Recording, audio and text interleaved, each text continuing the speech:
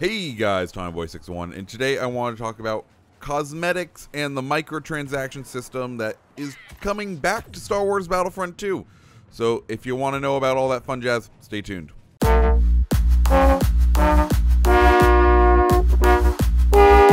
So just the other day, a data miner by the name of Uninspired Zebra found that cosmetics were coming to Star Wars Battlefront 2, specifically soldier customizations.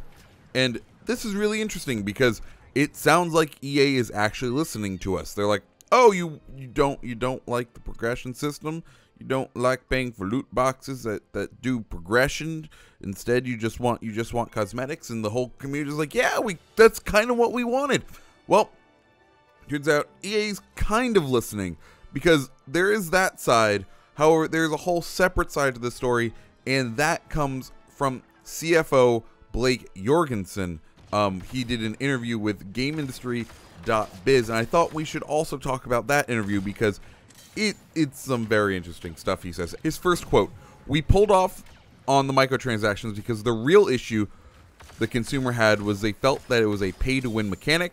The reality is there are different types of players in the game. Some people have more time than money, and some people have more money than time. You always want to balance the two." Okay, Blake, I see what you're saying here. If I work a ton of money, if I work a long job, I should be able to give you money to make me go farther in the game. That's how it should work, according to you. We know that this is what EA thinks. They've been doing this for years, you know. In Battlefield, they'll usually sell a shortcut pack, which allows you to bypass the progression system. However, with that, they usually don't release it instantly when the game comes out. Instead, they wait a couple of months so that the dedicated players will have reached the max levels, will have reached those higher progression systems. So if you do want to pay the extra money, I believe it ranges anywhere from like $5 to unlock one weapon class to $50 to just completely unlock the entire game. If you wanted to do that, then you're not paying to win, because most people have already gone through that entire progression system. Side note, did you notice those prices there? If I wanted to bypass the entire progression system for the entire game, it was only $50, not, what was it, $2,100 that was estimated prior to this game's release. Like, there's a significant difference in that. Like, I'm okay with someone paying $50 and, that's the limit of their spending, and then they get everything unlocked. But still. Anyways, he went on to address cosmetics. And he said, "The one thing we're very focused on, and they're very focused on, is not violating the canon of Star Wars. It's an amazing brand that's been built up over many years, so if you did a bunch of cosmetic things, you might start to violate the canon. Darth Vader in white probably doesn't make sense versus black. Not to mention, you probably don't want a Darth Vader in pink. No offense to pink, but I don't think that's right in the canon." Okay, Blake, cut the crap. We know what you're... Like, come on, dude. In this game, you can play Rey facing battle droids. Like, that is not canon. Canon went out the window with this game in multiplayer. We all know that. You can play Yoda fighting Kylo Ren on Starkiller Base. We all know Yoda didn't live until when Starkiller Base was around. There are a ton of issues with the canon in this game. But if we want to keep with your argument, young Blake, Mr. Jorgensen, if we want to keep with it, I have a couple of suggestions for you for cosmetics. First off, head on over to the 501st. They are a group of Star Wars cosplayers that keep to canon. Like, that keep perfect records of how uniforms can be made. There's literally an exhaustive list. I'll go ahead and put the link in the description down below so that you guys can see this. But there is there's a huge list of canon costumes that you can put in the game.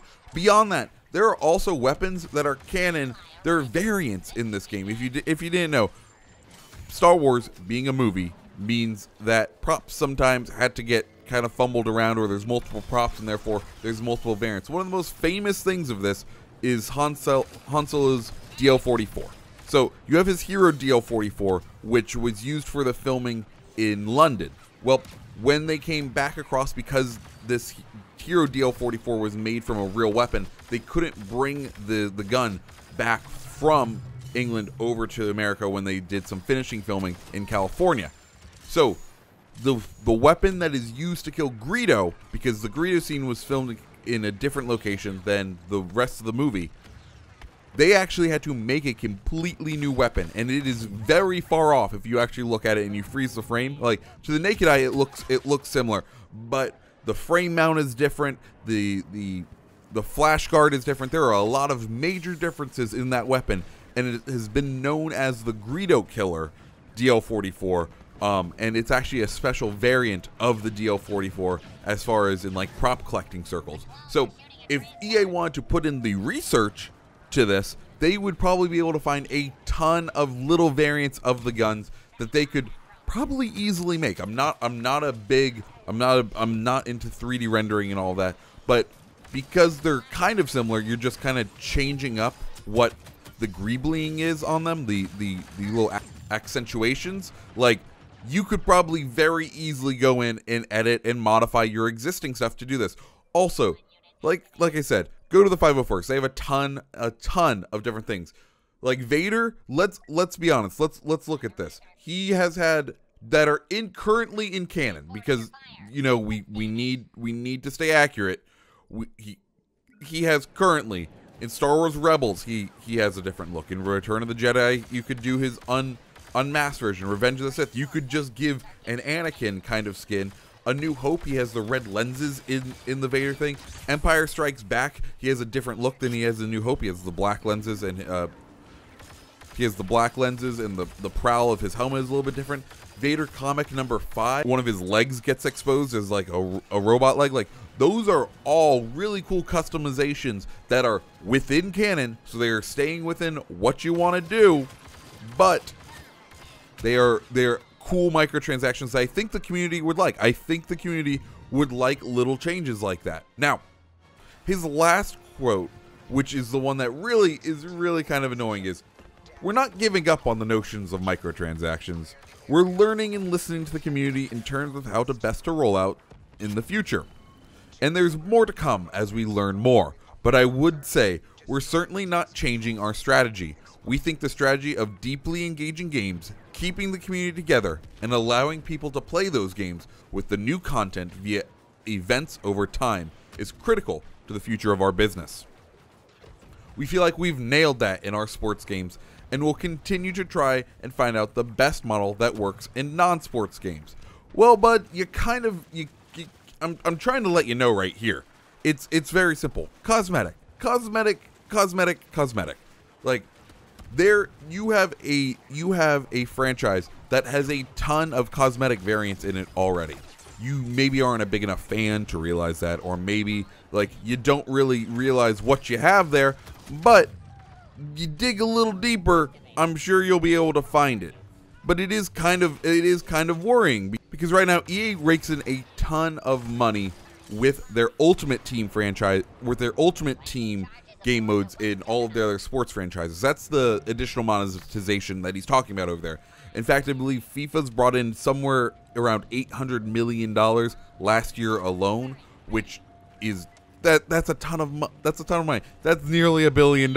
It brought in nearly $1 billion. That's more than the game. I'm pretty sure that's more than the game made like individual on sales. I understand why they want to find this golden goose in the non-sports games. However, the one problem is I think the audience that plays sports games is more forgiving of this kind of stuff, where people, the gamers that play Star Wars Battlefront, the hardcore gamers, kind of know what's up. They don't take things lying down, and I think we saw that last week. In fact, since this whole Star Wars debacle began, EA has lost a net like $3 billion from its stock prices. Mind you, it's not very much. In 2008, they lost way more, and they've come back, so I'm not too worried about it. However, like I said, $3 billion wiped off of the stock value in the last 30 days, which is something to not to scoff about.